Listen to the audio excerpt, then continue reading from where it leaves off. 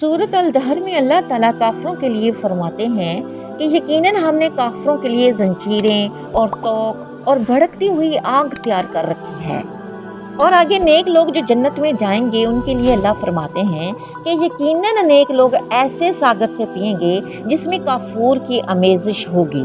यानी काफूर एक खुशबूदार सफ़ेद मादा होता है जो पुराने ज़माने में दवाइयों, खुशबुओं और ठंडक पहुंचाने वाले मशरूब में डाला जाता था। ये दरख्त से हासिल किया जाता है और इसमें ठंडक, सुकून और खुशबू होती है। और जन्नत का काफूर दुनिया के काफूर से ज़्यादा पाक, खुशबूदार और मज़ेदार होगा और ये नेक लोगों की इज्जत अफजाई के लिए होगा। और ये इसलिए भी जिक्र किया गया है कि अरब के लोग काफूर को बहुत कीमती, खुशबूदार मानते थे और इसकी ठंडक और पाकीज़गी को पसंद करते थे। आगे अल्लाह फरमाते हैं कि एक चश्मा है जिससे अल्लाह के बंदे पिएंगे, वो बहा ले जाएंगे, इसको खूब बहा कर ले जाना।